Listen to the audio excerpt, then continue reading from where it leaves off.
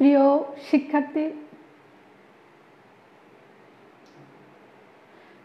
শিক্ষার্থী বন্ধুরা, সম্মানিত শিক্ষক মণ্ডলী এবং শ্রদ্ধেয় অভিভাবকবৃন্দ যারা দেখছেন, আসসালামু আলাইকুম।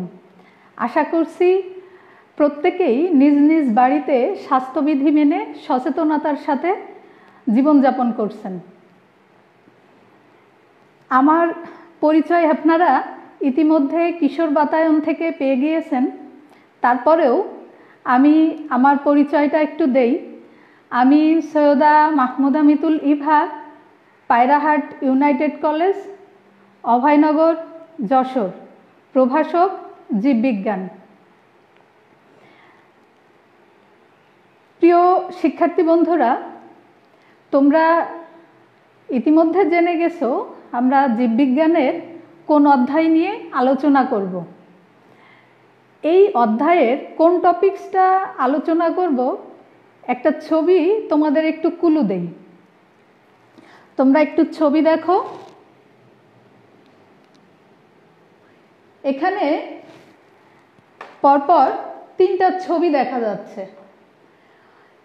এই ছবিতে প্রথমেই কিছু ক্ষুদ্র উদ্ভিদের অংশ দেখা যাচ্ছে এবং সেই অংশগুলো বিভিন্ন পাত্রে রাখা হয়েছে। এখানে দেখা যাচ্ছে পাত্রে সম্ভবত কিছু জীবাণুনাশক আছে এবং এখানে একটা সেলফ আছে যার ভেতরে এগুলো সাজিয়ে রাখা হয়েছে নির্দিষ্ট একটা তাপমাত্রার ভেতর। ছবিটা দেখে তোমরা নিশ্চয়ই এতক্ষণে আইডিয়া করে ফেলেছো আমরা একাদশ দ্বাদশ শ্রেণীর জীববিজ্ঞান বইয়ের জীববিজ্ঞান প্রথম পত্র বই থেকে 11 অধ্যায়ের টিস্যু কালচার বিষয়টি নিয়ে আলোচনায় আছি তোমাদের সঙ্গে। তোমরা জেনেও গেছো, বুঝেও গেছো যে আমাদের আজকের আলোচনার বিষয় টিস্যু কালচার। এই টিস্যু কালচার বিষয়টি তোমরা জীববিজ্ঞান বইয়ের প্রথম পত্রের 11 নম্বর অধ্যায়ে পাবে। অধ্যায়টির নাম জীব প্রযুক্তি। তোমরা তোমাদের পাঠ্য বইটা সামনে নিয়েই বসেছো নিশ্চয়ই। আমি আশা করছি আমরা যে আলোচনা করব এই আলোচনার সঙ্গে সঙ্গে তোমরা তোমাদের পাঠ্য বইটিও বের করে সঙ্গে সঙ্গে টপিকগুলো মিলিয়ে নেবে এবং তোমাদের যদি কোনো প্রশ্ন থেকে থাকে তাহলে কমেন্টে প্রশ্নগুলো করে ফেলবে আর বেশি বেশি করে শেয়ার দেবে যাতে তোমার বন্ধুরাও তোমার সঙ্গে ক্লাসটি করার সুযোগ পায়। বন্ধুরা, তোমরা প্রস্তুত? হ্যাঁ, তাহলে আমরা বিষয়টি শুরু করি। বায়োলজি, এই যে জীববিজ্ঞান, এই জীববিজ্ঞানের সঙ্গে যখন টেকনোলজি শব্দটি যুক্ত হয়, বায়োলজি এবং টেকনোলজি এই শব্দ দুটো একসঙ্গে যুক্ত হয়েই বায়োটেকনোলজি শব্দটি সৃষ্টি হয়েছে। এই জীববিজ্ঞানের সঙ্গে যখন প্রযুক্তি জ্ঞানটাকে কাজে লাগানো হয়, এই দুটো জ্ঞানের সমন্বয়ে হচ্ছে জীব প্রযুক্তি। এই জীব প্রযুক্তি শব্দটি প্রথম ব্যবহার করেন হাঙ্গেরীয় কৃষি প্রকৌশলী কার্ল এরিক 1919 সালে। কে ব্যবহার করেন? Karl Eric. উনি কোন দেশের কৃষি প্রকৌশলী? হাঙ্গেরীয় দেশের কৃষি প্রকৌশলী। আচ্ছা, জীব এবং প্রযুক্তি এ দুটোর সমন্বয়েই যেহেতু জীব প্রযুক্তি বা বায়োটেকনোলজি আমরা বলছি, তাহলে জীব প্রযুক্তি সংজ্ঞা আমরা কিভাবে দিব? সংজ্ঞা বিভিন্নভাবে দেওয়া যেতে পারে। জীবের কল্যাণে যে প্রযুক্তিকে আমরা ব্যবহার করি সেটা অণুজীব, ভাইরাস, ব্যাকটেরিয়া, ছত্রাক এদেরকে ব্যবহার করেই আমরা প্রযুক্তিতে যে জ্ঞানটা প্রয়োগ করে থাকি সেটাকে আমরা জীব প্রযুক্তি বলতে পারি। আর তোমরা যখন এই জীব প্রযুক্তি কি, এই প্রশ্নটি কখন আসে?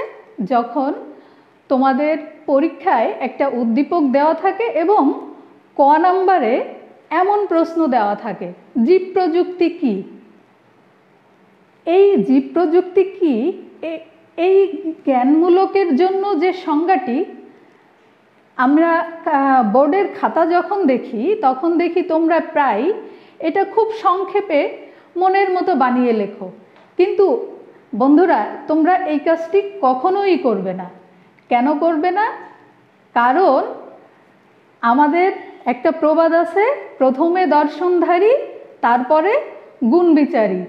এই যে এই প্রবাদটির মতো আমরা যখন খাতা দেখি বা শিক্ষকরা খাতা দেখেন, প্রথমে সংজ্ঞাটি যদি সুন্দরভাবে তোমরা না দাও তাহলে কি হয়, ওখানে তো নাম্বার তোমাকে ফুল দিতেই হবে, পরবর্তী প্রশ্নগুলোতে যে এই ইম্প্যাক্টটা পড়ে, অর্থাৎ পরবর্তী প্রশ্নগুলোর মার্কসটা সুন্দরভাবে আসে না। আমরা যা কিছুই আলোচনা করছি আমাদের মাথার ভেতরে একটা চিন্তা থাকে, পরীক্ষা, পরীক্ষাতে কি আসবে সেটাই আমরা কিভাবে লিখব, সেজন্যই আমরা মূলত এই জিনিসগুলো সুন্দরভাবে পড়তে চাই, তাই না? আচ্ছা, যদি একটা ক নম্বরে প্রশ্ন আসে জীব প্রযুক্তি কি, তাহলে কি লিখব আমরা? সুন্দর করে তোমাদের পাঠ্য বইয়েও আছে, আবার আমরা একটু আজকে আলোচনা করি, তাহলে সহজ হয়ে যাবে বিষয়টি। জীবন্ত উদ্ভিদ, প্রাণী, অণুজীব বা এদের অংশবিশেষ ব্যবহার করে মানব কল্যাণে ব্যবহার উপযোগী উন্নত বৈশিষ্ট্য সম্পন্ন নতুন উদ্ভিদ, প্রাণী, অণুজীব বা দ্রব্য উৎপাদনে প্রয়োগকৃত প্রযুক্তিই হলো জীব প্রযুক্তি। এখানে জীবন্ত উদ্ভিদ, জীবন্ত উদ্ভিদ ছাড়া আমি যদি মৃত উদ্ভিদ থেকে একটা কোষ সংগ্রহ করি বা উদ্ভিদের অংশ সংগ্রহ করি, তাহলে সে কোষটি তো মৃত, সেই মৃত কোষ দিয়ে আমরা কোনো কাজ করতে পারবো না। এজন্য কি নিতে হবে? সুস্থ সবল রোগমুক্ত জীবন্ত উদ্ভিদ নিতে হবে। প্রাণীর একটি জীবন্ত প্রাণীর কোষ থেকে আমরা এই প্রযুক্তি ব্যবহার করতে পারি। অণুজীব বলতে ভাইরাস, ব্যাকটেরিয়া, শৈবাল, ছত্রাক এগুলো ব্যবহার করে বা এদের অংশবিশেষ ব্যবহার করে মানব কল্যাণে ব্যবহার উপযোগী উন্নত বৈশিষ্ট্য সম্পন্ন নতুন উদ্ভিদ। উন্নত বৈশিষ্ট্য সম্পন্ন বলতে কি বুঝিয়েছে? আমার যে উদ্ভিদটি থেকে নিচ্ছি, আমার প্রযুক্তি ব্যবহারের উদ্দেশ্যই থাকবে ওই উদ্ভিদটি যে পরিমাণ ফল দেয় তার থেকে যেন আরও বেশি ফল উৎপাদন করতে পারে। আবার যে প্রাণীটির জীবন্ত কোষ থেকে আমি কালচার করব, সেই প্রাণীটি যদি ডিম দেওয়া প্রাণী হয় তাহলে বেশি বেশি যেন ডিম দেয়, সেভাবেই প্রযুক্তিটি প্রয়োগ করব। বা যদি সে দুধ দেওয়া প্রাণী হয় তাহলে তার থেকে যেন বেশি বেশি দুগ্ধ আহরণ করতে পারি, সেই প্রযুক্তি ব্যবহার করব। এজন্য বলা হয়েছে উন্নত বৈশিষ্ট্য সম্পন্ন নতুন উদ্ভিদ, প্রাণী, অণুজীব বা দ্রব্য উৎপাদনে প্রয়োগকৃত প্রযুক্তিই হলো জীব প্রযুক্তি। আশা করি তোমরা সংজ্ঞাটি এতক্ষণে আত্মস্থ করে ফেলেছো, তাই না? Very good. আচ্ছা, আমরা এরপরে একটু আসি। এই জীব প্রযুক্তি জার্মান উদ্ভিদ বিজ্ঞানী হার্বারল্যান্ড সর্বপ্রথম এই একটা জীবন্ত টিস্যু থেকে কালচার করার চেষ্টা করেন। কে করেন? জার্মান উদ্ভিদ বিজ্ঞানী হার্বারল্যান্ড। এই সর্বপ্রথম কালচার করার চেষ্টা করেন। যদিও তিনি পুরোপুরি সফল হননি, সফল না হলেও তার কাজ শেষ করার পর তিনি বলেন যে উদ্ভিদের বিভিন্ন অঙ্গ বা অঙ্গাংশ, পরাগরেণু, ভ্রূণ, ডিম্বাণু, স্পোর ইত্যাদি ব্যবহার করেও টিস্যু কালচার করা সম্ভব।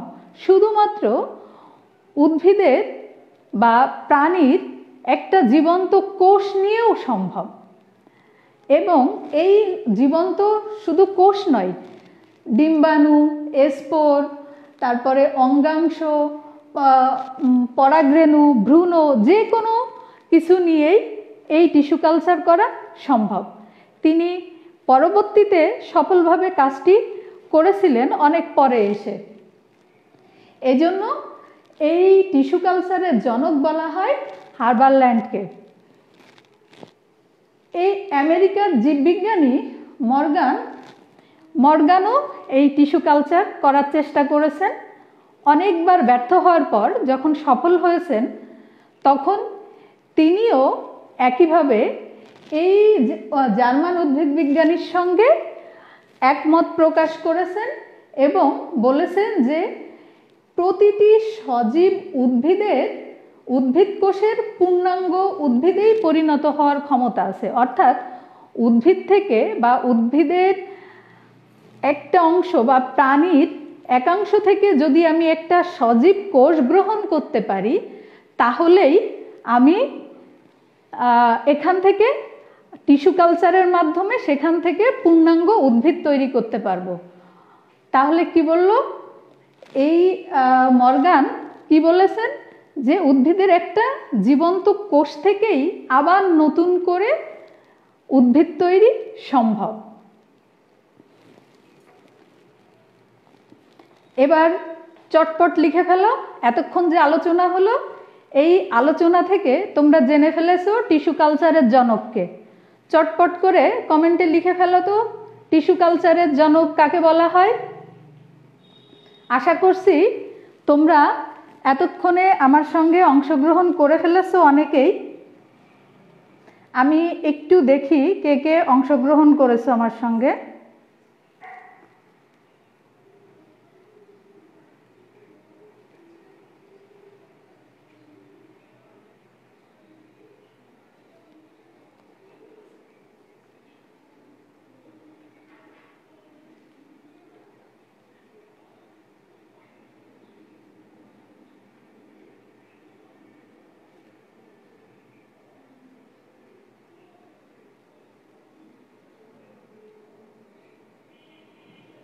তোমরা ঝটপট কমেন্টে উত্তর লিখে ফেলো টিস্যু কালচারের জনককে।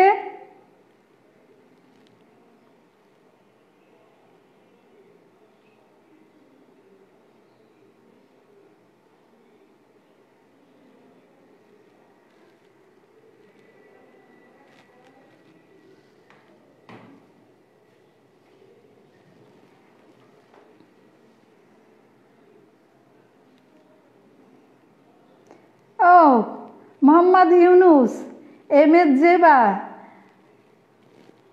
রিয়াদ, আব্দুস সোবহান, ফাতেহিন, প্রতীক সেন, সবাইকে ধন্যবাদ।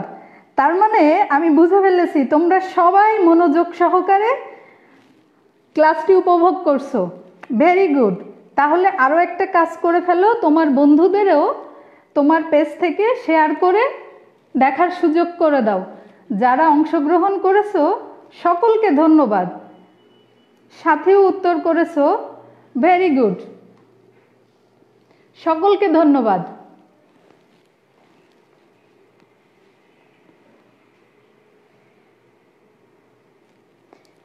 এই যে আমরা এতক্ষণ টিস্যু কালচার নিয়ে কথা বললাম, টিস্যু কালচার কিভাবে আসলো, কে প্রথম ব্যবহার করলো, কে টিস্যু কালচার করলো, এইগুলো নিয়ে আলোচনা করলাম।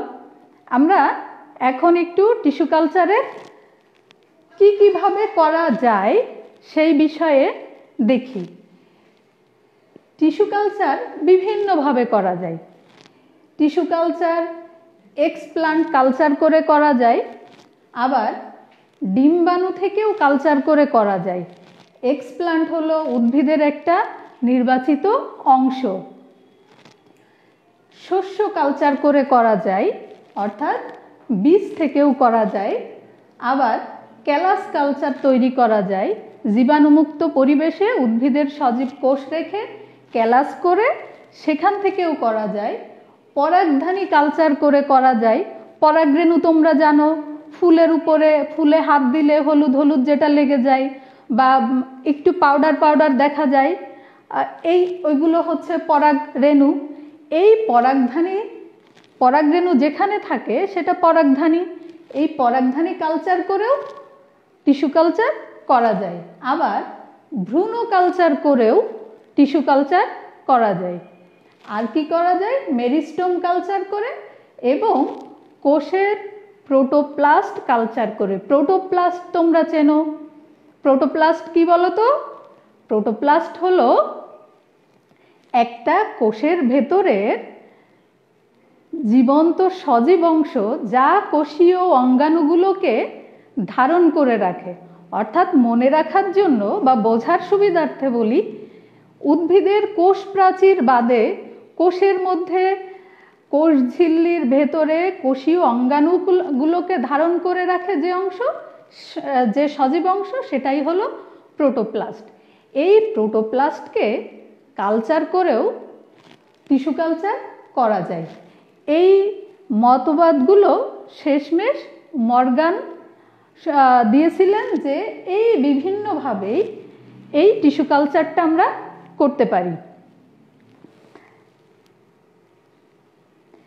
টিস্যু কালচার প্রযুক্তি প্রক্রিয়ায় আমরা যে টিস্যু কালচারের কথা বলছি, এই প্রযুক্তি এই কাজটি করতে গেলে আমাদের বিভিন্ন যন্ত্রপাতি বা উপকরণ দরকার, তাই না? কি কি যন্ত্রপাতি এবং উপকরণ দরকার সেটা আমরা একটু দেখি। একটা গবেষণাগার দরকার। গবেষণাগার কেন দরকার? আমরা কি আমাদের বাড়িতে যে পরিবেশ আছে সেখানে টিস্যু কালচার করতে পারবো? না, পারবো না। কেন পারবো না? কারণ এই টিস্যুকে বাঁচিয়ে রাখার জন্য উদ্ভিদ অংশ হোক বা প্রাণীর কোষ হোক, বাঁচিয়ে রাখার জন্য নির্দিষ্ট একটা তাপমাত্রা লাগে, নির্দিষ্ট জীবাণু যাতে ধ্বংস করে না ফেলতে পারে কোষটিকে, সেরকম একটা মাধ্যম লাগে। সব কিছু নিজের ঘরে বসে বা কোনো খোলা জায়গায় বসে তো সম্ভব না। এজন্য আমাদের একটি সুন্দর গবেষণাগার দরকার। একটা গবেষণাগার দেখতে পাচ্ছ? এই গবেষণাগারের ভেতরে আমাদের বিভিন্ন উপকরণ থাকে। একটি নির্দিষ্ট তাপমাত্রা ধরে রাখার জন্য তাপমান যন্ত্র থাকে, অটোক্লেভ মেশিন থাকে জীবাণুমুক্ত করার জন্য, আবার বেশি তাপমাত্রা দেওয়ার জন্যও যেমন যন্ত্র থাকে, কম তাপমাত্রা ধারণ করার জন্যও যন্ত্র থাকে। এই সমস্ত যন্ত্রগুলো, মাইক্রোস্কোপ লাগবে, বিভিন্ন কাচের জিনিসপত্র লাগবে, তোমার মাধ্যম লাগবে, বিভিন্ন ভিটামিন লাগবে, এই সমস্ত কিছু গবেষণাগারে প্রয়োজন। তাহলে আমাদের প্রথমে একটি কি দরকার? গবেষণাগার দরকার। আর কি দরকার? গবেষণাগারে প্রয়োজনীয় যন্ত্রপাতি, অর্থাৎ এতক্ষণ বললাম অটোক্লেভ মেশিন দরকার, তারপরে একটা মাইক্রোস্কোপ দরকার। এই যে ভিটামিন বা পুষ্টি মাধ্যম প্রয়োগের জন্য, ওটা তো প্রয়োগের জন্য ফোটায় ফোটায় ফেলতে হবে, তার জন্য একটা কনিক্যাল ফ্লাক্স দরকার। আর কি দরকার? আমাদের এই যে তাপমাত্রা ধরে রাখার জন্য বিভিন্ন যন্ত্রপাতি দরকার।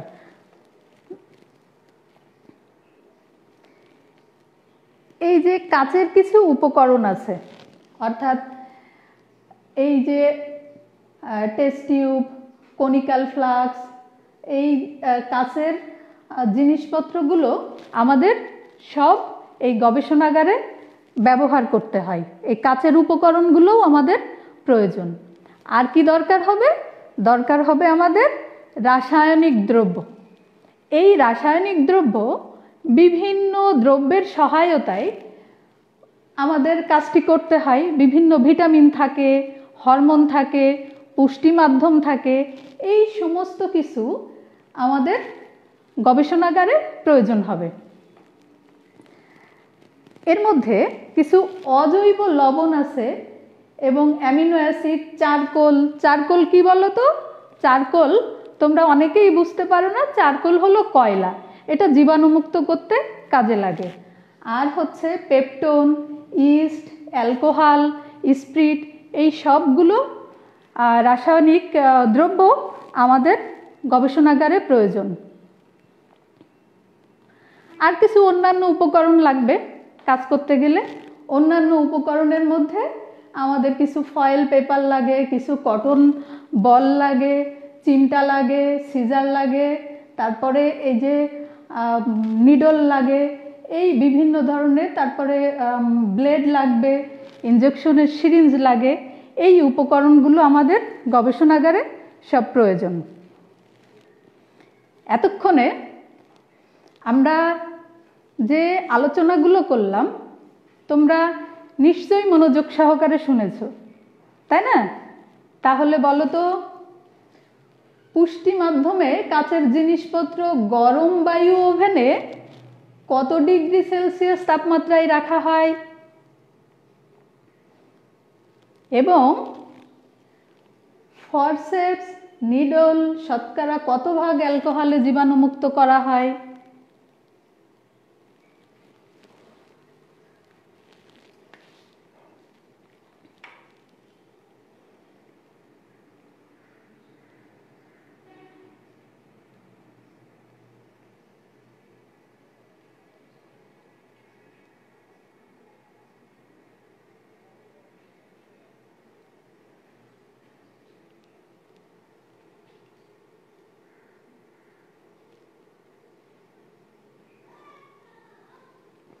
তোমরা অনেকেই অংশগ্রহণ করে ফেলেছো। 160 degree, very good Abdus Sobhan. 160 degree থেকে 180 ডিগ্রি সেলসিয়াস তাপমাত্রায়, ভেরি গুড। অর্থাৎ পুষ্টি মাধ্যমে কাঁচের জিনিসপত্র গরম বায়ু ওভেনে 160 থেকে 180 ডিগ্রি সেন্টিগ্রেড তাপমাত্রায় রাখা হয়। বিপ্লব দাস, ও ভেরি গুড, বিপ্লব দাসও অংশগ্রহণ করে ফেলেছো। আর এই যে কিছু জিনিসপত্র দেখালাম এর আগে, ফরসেপস, নিডেল, সিজার, এই স্টিলের যে জিনিসপত্রগুলো দেখালাম, এগুলো কত পার্সেন্ট অ্যালকোহলে জীবাণুমুক্ত করা হয় বলতে পারবে?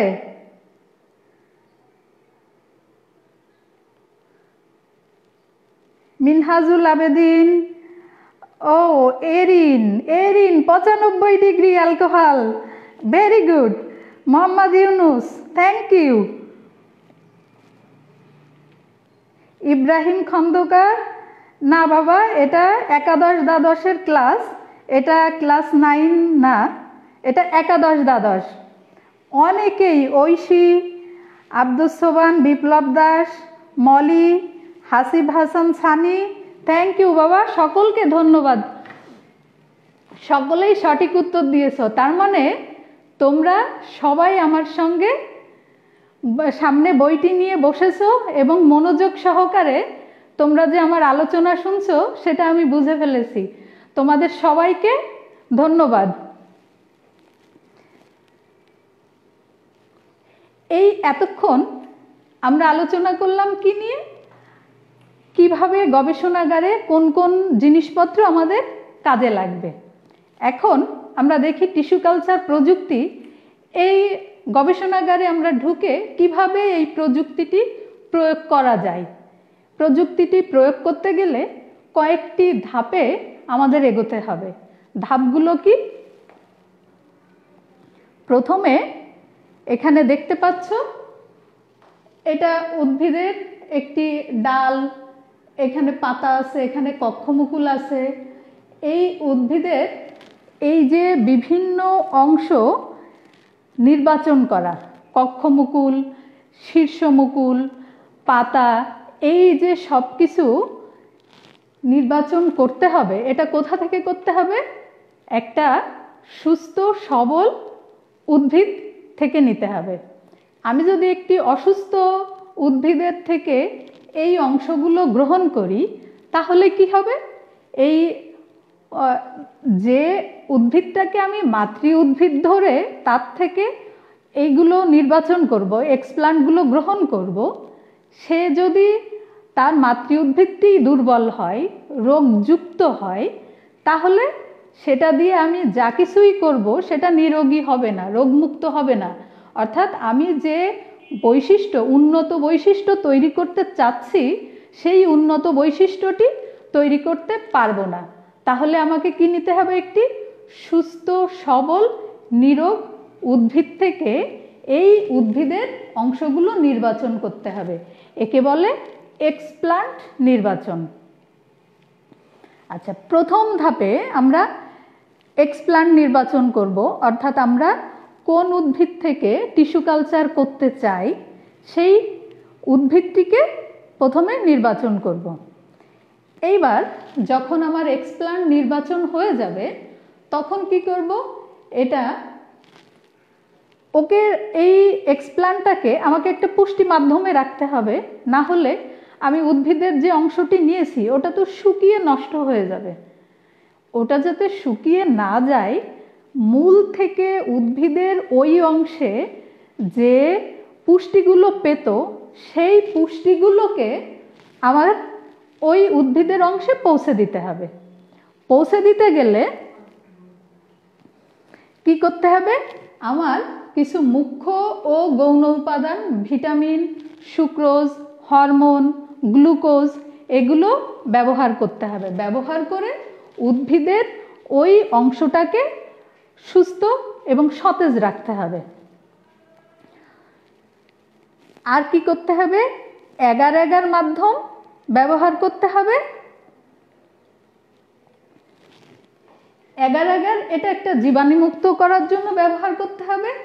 এই মিডিয়াম, কোনো মিডিয়াম এককভাবে এখানে ব্যবহার করা হয় না, বিভিন্ন মুখ্য এবং গৌণ ভিটামিন, এই গ্লুকোজ, সুক্রোজ এগুলো একসঙ্গে মিক্সড করে একটা মিডিয়াম তৈরি করা হয়। এই মিডিয়ামটাকে সবগুলো মিশ্রিত করে মিডিয়ামটাকে প্রস্তুত করতে হবে। মিডিয়াম প্রস্তুত করার পরে আবাদ পাত্রে, যে পাত্রটার ভেতরে আমি এই উদ্ভিদের অংশগুলো রাখবো সেখানে মিডিয়ামটাকে দিতে হবে। এবং মিডিয়াম প্রস্তুত করে এই আবাদ পাত্র, আমি যদি এরকম কাচের পাত্রেই আমাদের আবাদ করতে হবে, তো এই কাচের পাত্রের ভেতরে উদ্ভিদের মিডিয়ামের ভেতরে উদ্ভিদের ওই নির্বাচিত এক্সপ্লান্টটিকে রাখতে হবে। এরপরে তৃতীয় ধাপে এসে আমি কি করব, পুষ্টি মাধ্যম জীবাণুমুক্তকরণ। এই যে বিভিন্ন, এর আগে আমি ভিটামিন, হরমোন, তারপরে মুখ্য গৌণ উপাদান একসঙ্গে মিক্সড করে একটা মিডিয়াম বানালাম। এই পুষ্টি মাধ্যমটাকে, পুষ্টি মাধ্যমের ভেতরে যাতে কোনোভাবে কোনো জীবাণু প্রবেশ করতে না পারে সেজন্য এই পুষ্টি মাধ্যমটাকে এমন একটা মেশিনের ভেতর দিয়ে আমাকে জীবাণুমুক্ত করে নিতে হবে। কারণ ওই যে ভিটামিন, হরমোন মিক্সড করেছি ওর ভেতরে যদি কোনো জীবাণু থেকে যায় তাহলে উদ্ভিদের যে কোষটি বা উদ্ভিদের যে এক্সপ্লান্টটি আমি নির্বাচন করেছি ওই এক্সপ্লান্টটি আমার যে বৈশিষ্ট্য, কাঙ্ক্ষিত বৈশিষ্ট্য চাচ্ছি আমি, সেই কাঙ্ক্ষিত বৈশিষ্ট্যটি দিতে পারবে না। তাহলে আমাকে এই মিডিয়ামটাকে জীবাণুমুক্ত করে নিতে হবে। জীবাণুমুক্ত করে একে আমি এক্সপ্লান্ট এই যে এর ভেতর রেখে এভাবে নাড়া দিলে, এটা দেখো, এটা নোটসে দিলে পৃষ্ঠতল জীবাণুমুক্ত হয়ে যাবে। এই জীবাণুমুক্ত করার পরে আমরা কি করব, মিডিয়ামে এক্সপ্লান্ট বা টিস্যুটা স্থাপন করব।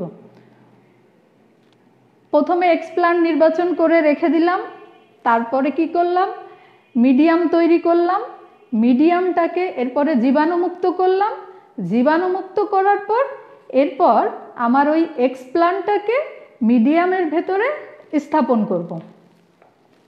স্থাপন করতে গেলে আমাকে কি করতে হবে? ল্যামিনার এয়ার ফ্লো ইনোকুলেশন, এই পদ্ধতিগুলো ব্যবহার করতে হবে। এই ল্যামিনার এয়ার ফ্লোর ভেতর রাখলে কি হবে? এটা নির্দিষ্ট তাপমাত্রা, নির্দিষ্ট বায়ুপ্রবাহ সব সঠিকভাবে রেখে এর ভেতরে আমাকে আমি যে মিডিয়ামে টিস্যুগুলো রাখবো তাকে সজীব এবং সঠিক পুষ্টি সরবরাহ করবে। এরপর এখানে যখন আমি এই ল্যামিনার এয়ার ফ্লো থেকে উঠিয়ে একটা টেস্ট টিউবের ভেতর রাখবো, তখন এখান থেকে দেখা যাবে, এই যে দেখতে পাচ্ছ তোমরা, এটা উদ্ভিদের অংশ ছিল, এখান থেকে আবার ক্যালাসের সূচনা হচ্ছে। অর্থাৎ যে এক্সপ্লান্ট আমরা নির্বাচন করেছি ওই এক্সপ্লান্ট থেকে বৃদ্ধি হচ্ছে, মানে সেল ডিভিশন হচ্ছে, কোষ বিভাজিত হয়ে কোষগুলো বৃদ্ধি পাচ্ছে। এই যে কোষগুলো বৃদ্ধি পাবে, কোষগুলো দেখতে তখন এরকম দেখাবে এবং এই বৃদ্ধিপ্রাপ্ত কোষগুলোকে তখন ক্যালাস বলে। এই ক্যালাস থেকে আবার ক্যালাসের সৃষ্টি হয়, আবার ক্যালাস থেকে ক্যালাসের সৃষ্টি হয় এবং শেষমেশ ক্যালাস থেকে এই যে দেখো অণুচারা তৈরি হচ্ছে, এই অণুচারা তৈরি হয়। অর্থাৎ ক্যালাস থেকে বারবার ক্যালাস সৃষ্টির মাধ্যমে শেষমেশ এসে এখানে অণুচারা তৈরি হবে। ক্যালাস থেকে ক্যালাস সৃষ্টি হলো, আবার ক্যালাস হলো, এগুলো হচ্ছে জিন ক্লোনিং এর মতো। ক্লোনিং করে করে ক্যালাসগুলো পর্যায়ক্রমে অনেক সংখ্যা বাড়াবে, উৎপন্ন শুরু হয়েছে। দেখো এখানে এই যে আমার ক্যালাস ছিল, এই ক্যালাস থেকে আবার চারা তৈরি শুরু হয়েছে। এই চারা তৈরি এবং একটা দুইটো করে আস্তে আস্তে চারার সংখ্যা হাজার হাজার চারার তৈরি হয়েছে। এই চারাগুলো এবার আস্তে আস্তে করে আমরা এখান থেকে আলাদা করে আলাদা আলাদা পাত্রে স্থাপন করতে পারবো। আলাদা পাত্রে যখন স্থাপন করব, দেখো এই একটা কনিক্যাল ফ্লাক্সের মধ্যে কিছু রাখা হয়েছে, এখানে রাখা হয়েছে, এগুলো ধীরে ধীরে এখন বৃদ্ধিপ্রাপ্ত হচ্ছে। যখন ধীরে ধীরে এর ভেতরে একটা নির্দিষ্ট তাপমাত্রায় বাতাসের বাইরে বাতাস নাই এমন জায়গায় আমি দেখো একটি ফ্লাক্সের মধ্যে, কনিক্যাল ফ্লাক্সের মধ্যে মুখ আটকে এর ভেতর রাখা হয়েছে। এই চারাগুলো যখন বৃদ্ধি পাচ্ছে তখন আস্তে আস্তে একে উন্মুক্ত স্থানে রাখা হয়েছে এবং পর্যায়ক্রমে একে সরাসরি পরিবেশের সাথে খাপ খাওয়ানোর জন্য উন্মুক্ত করে দেওয়া হয়েছে। সরাসরি কাণ্ড সৃষ্টির মাধ্যমে এখানে চারাটা পূর্ণাঙ্গ চারায় রূপান্তরিত হয়েছে।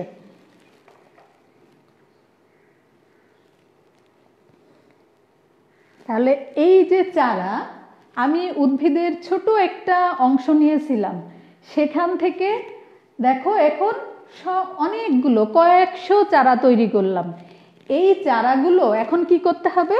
প্রথমে আমাকে এক গবেষণাগারে ছোট ছোট পাত্রে রেখে, টবে ছোট ছোট পাত্রে রেখে এগুলোকে আগে বাঁচিয়ে নিতে হবে।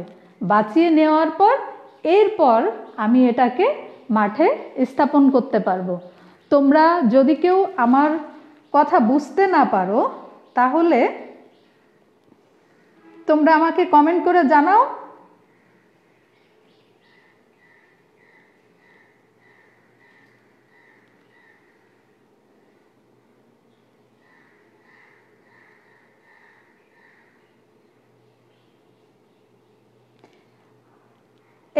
যে ম্যাম, হাইড্রোক্লোরিক অ্যাসিডের কাজ কি এখানে? হাইড্রোক্লোরিক অ্যাসিডের কাজ ছিল জীবাণুমুক্ত করা।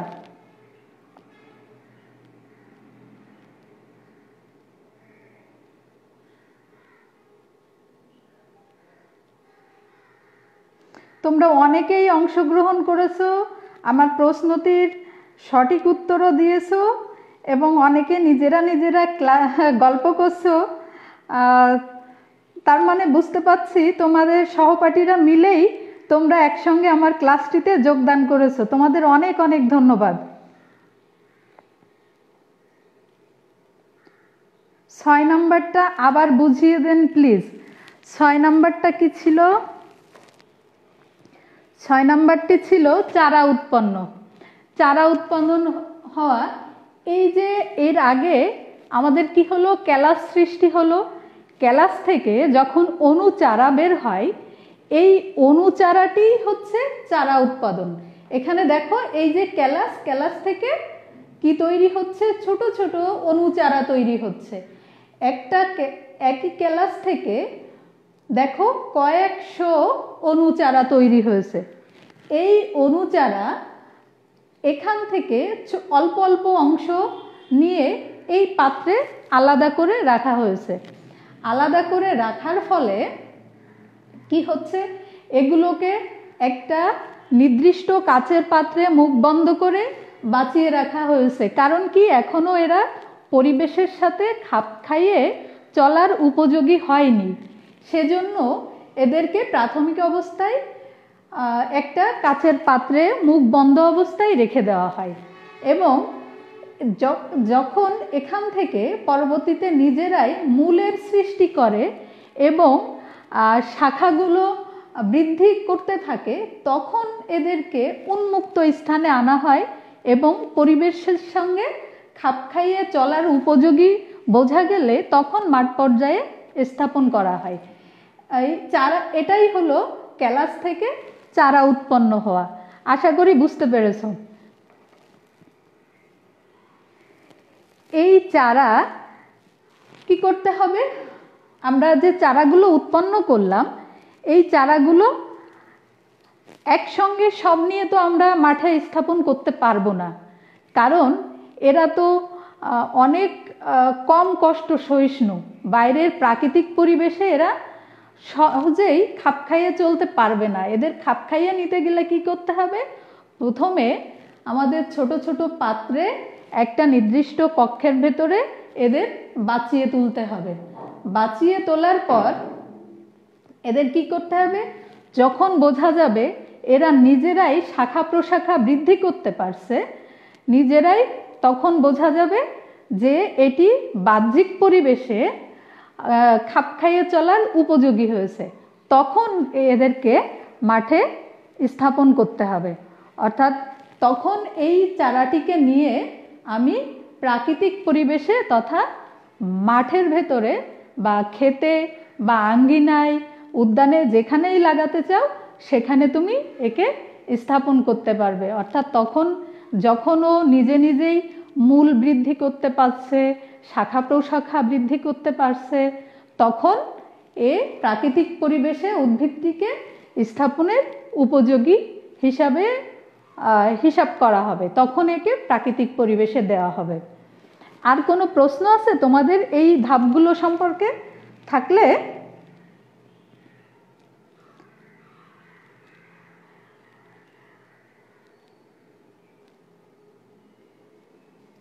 তোমাদের যদি এই ধাপগুলো সম্পর্কে আর কোনো প্রশ্ন থাকে তাহলে প্রশ্ন করতে পারো। Abdus Sobhan, thanks ma'am, thank you. Minhajul Abedin, ধীরে ধীরে মাঠে স্থানান্তর করতে হবে। হ্যাঁ, থ্যাংক ইউ। এই যে চারাগুলো এরপর কি করতে হবে, ধীরে ধীরে মাঠে স্থাপন করতে হবে। মাঠে হোক, উদ্যানে হোক বা যেখানেই ইচ্ছা আমরা এটাকে স্থাপন করতে পারবো।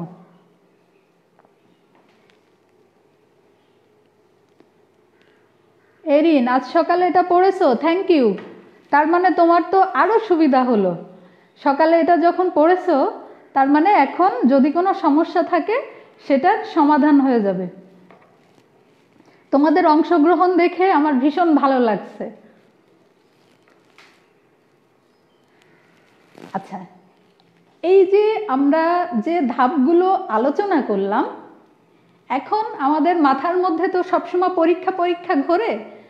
তো মাথার ভেতর প্রশ্ন হচ্ছে যে এই যতটুকু আলোচনা করলাম তোমাদের সঙ্গে, এর ভেতর থেকে কেমন প্রশ্ন হতে পারে, তাই না? এই যে চিত্রটার দিকে খেয়াল করো, তোমাদের বইয়ে ঠিক এমন একটা চিত্র দেওয়া আছে। এই চিত্রটাতে ধাপে ধাপে দেওয়া আছে মাতৃ উদ্ভিদ, তার মানে এক্সপ্লান্ট যেটা বলেছি, এক্সপ্লান্ট নির্বাচন করা হবে মাতৃ উদ্ভিদ থেকে। আবার অ্যাগার মিডিয়ামে এক্সপ্লান্টটাকে স্থাপন করতে হবে। এই এক্সপ্লান্টের ক্যালাস সৃষ্টি হবে, ক্যালাস থেকে মূলবিহীন অনুচারা। এই মূল উৎপাদনের জন্য অনুচারাকে পৃথক মিডিয়ামে রাখা, মূল সৃষ্টি, টবে চারায় স্থানান্তর, আবাদের জন্য প্রাকৃতিক পরিবেশে স্থানান্তর। এই ধাপগুলো তোমাদের অবশ্যই মনে রাখতে হবে। এই যে 7টা ধাপ 8টা ধাপ আছে এখানে, এই 8টা ধাপ মনে রাখতে হবে এবং এই চিত্রটি তোমাদের শিখতে হবে। এই চিত্রটি শিখতে হবে, প্রশ্ন হতে পারে গ নাম্বারের জন্য, অর্থাৎ প্রয়োগমূলক প্রশ্নের জন্য প্রশ্ন করতে পারে। তোমাকে হয়তো এই উদ্ভিদটির চিত্র দিল, এটা চিত্র দেওয়ার পর এখানে ড্যাশ দিয়ে এ লিখে দিল, এরপর ড্যাশ দিয়ে এখানে বি লিখে দিল, ড্যাশ দিয়ে সি লিখে দিল, এরপর এই চিত্র দুটি আবার দিয়ে দিল, দেওয়ার পর আবার এখানে ড্যাশ দিয়ে দিল, এই উদ্ভিদটি আবার এঁকে দিল, দিয়ে প্রশ্ন করতে পারে এ বি সি অংশে উল্লেখিত যে ধাপটি সংঘটিত হয় সেটি ব্যাখ্যা করো। তাহলে তুমি যদি ছবিটি সুন্দর করে না শেখো তাহলে তো অ্যান্সারটি করতে পারবে না। তাহলে তোমাকে যদি অ্যান্সারটি করতে হয় তাহলে এই যে 7টি ধাপ আছে, এই 8টি ধাপ, এই 8টি ধাপ তোমাকে সুন্দরভাবে শিখতে হবে। আমি আশা করছি তোমরা এই ধাপটি সুন্দরভাবে খাতায় আঁকবে এবং আমাকে কমেন্ট বক্সে ছবি তুলে পাঠিয়ে দিবে। এখনই না, এখন তো সম্ভব না, এখন আমরা আরও একটু বাকি আছে আলোচনা, তো পাঠিয়ে দেবে, আমি পরবর্তীতে দেখে নিব। আচ্ছা, আমরা এরপর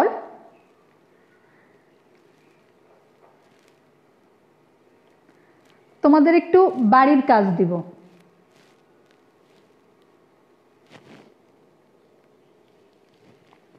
এই বাড়ির কাজটি কেন দিব?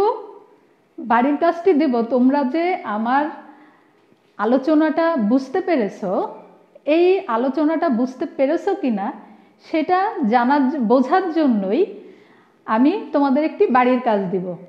এটা বাড়ির কাজটি করে তোমরা ছবি তুলবে খাতার এবং ছবি তুলে আমাকে কমেন্টে জানিয়ে দিবে। বাড়ির কাজটি হলো টিস্যু কালচারের মাধ্যমে আমাদের দেশের কৃষিক্ষেত্রে উন্নয়নের সম্ভাবনা কতটুকু। টিস্যু কালচারের মাধ্যমে আমাদের দেশের কৃষিক্ষেত্রে উন্নয়নের সম্ভাবনা কতটুকু, তোমার মতামত লিখবে।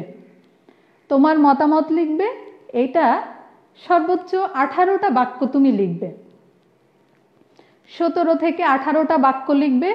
তোমার কি মতামত? টিস্যু কালচারের মাধ্যমে আমাদের দেশের কৃষিক্ষেত্রে উন্নয়নের সম্ভাবনা কতটুকু, 18টি বাক্য তুমি লিখে আমাকে কমেন্টে তোমার খাতার ছবিটি পাঠিয়ে দেবে। সময় কত?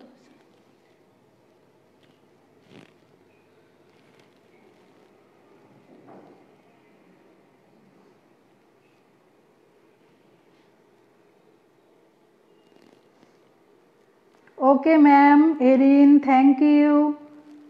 ओके मैम जेबा, ऐसे Zeba, yes ma'am I need homework. तार माने तुम्हार होमवर्क दरकार छिलो, आमी दिए फेलेছি, তোমার মনের কথাটা আমি বুঝে ফেলেছি, তাই না? জি ma'am. Biplab Das, Mohammad Yunus, thanks ma'am. Minhaj, thank you. Mahfuza Akter, thanks. তার মানে তোমাদের অংশগ্রহণ দেখে আমার ভীষণ ভালো লাগছে, তার মানে তোমরা আমার ক্লাসটি ভালোভাবে বুঝতে পেরেছো।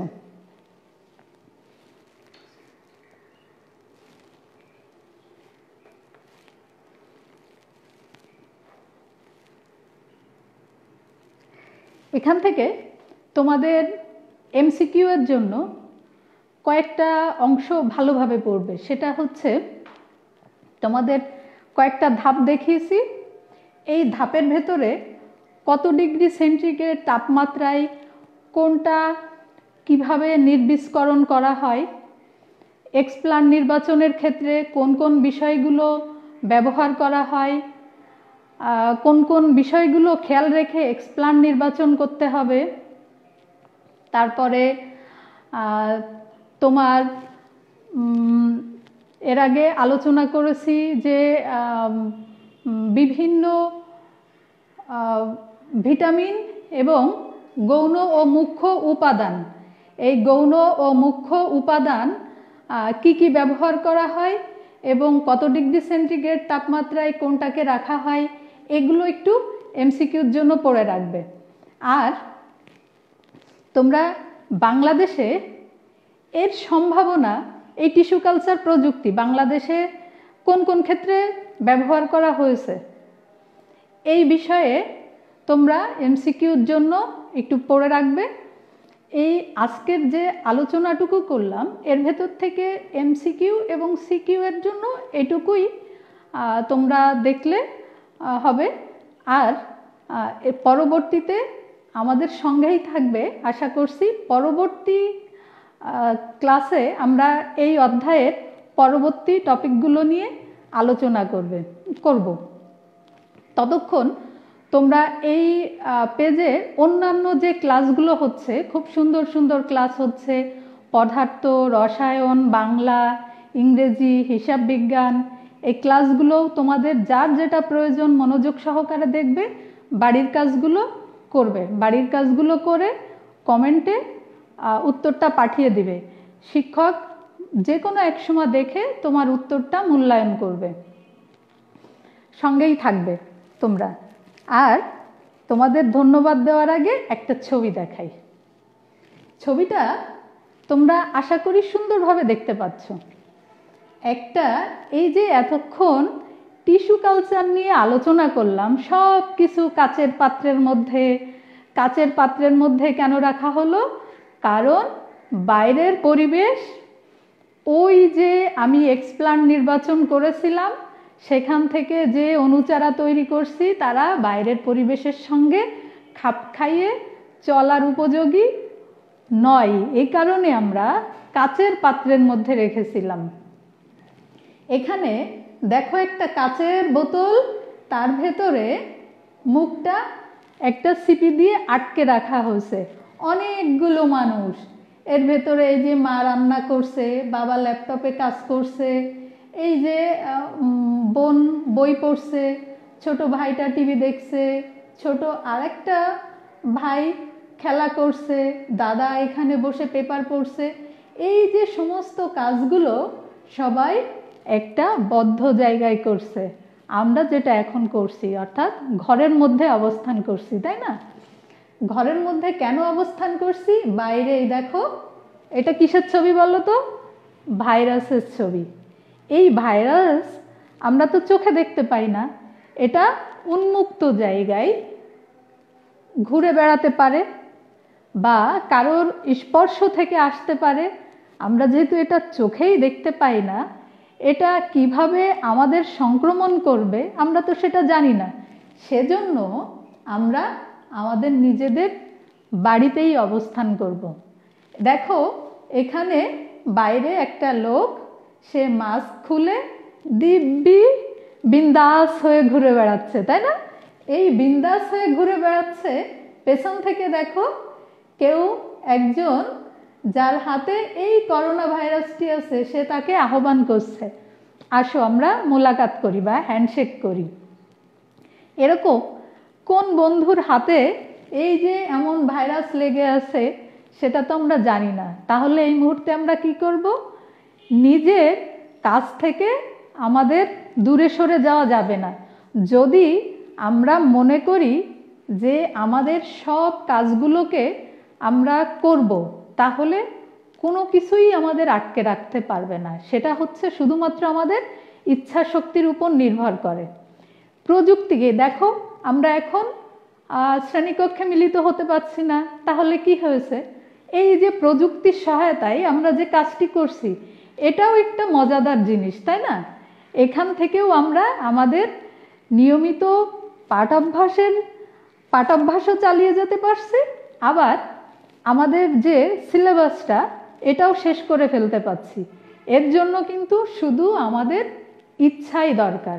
তোমার ইচ্ছা থাকলে তুমি বাড়িতে বসেই তোমার সিলেবাসটা শেষ করতে পারবে এবং সচেতন থেকে তুমি নিজের এবং পরিবারের সবার সুরক্ষার ব্যবস্থা করতে পারবে।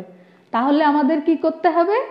বিন্দাস হয়ে বাইরে এভাবে খোলামেলা ঘুরে বেড়ানো যাবে না। না যেয়ে কি করতে হবে? সচেতনতার সাথে স্বাস্থ্যবিধি মেনে বাড়ির ভেতরে অবস্থান করতে হবে, তাই না? হ্যাঁ, তোমরা বিজ্ঞানে যারা আসো তারা সবাই জানো এই স্বাস্থ্যবিধিগুলো কি আর কিভাবে সচেতন থাকতে হয়। তোমরা নিজে তো সচেতন থাকবাই, পরিবারের যারা বয়োজ্যেষ্ঠ আছে এদেরও সচেতন করবা এবং তোমার ছোট ভাই বোন তাদের সচেতন করবা, বন্ধুদের সচেতন করবা, পাড়া প্রতিবেশীকে সচেতন করবা। এটা আমাদের একটা নৈতিক দায়িত্ব। তোমরা সকলেই ভালো থাকো, সুস্থ থাকো। ততক্ষণ নেক্সট ক্লাসে আবার দেখা হবে ইনশাআল্লাহ। আল্লাহ হাফেজ। Share this.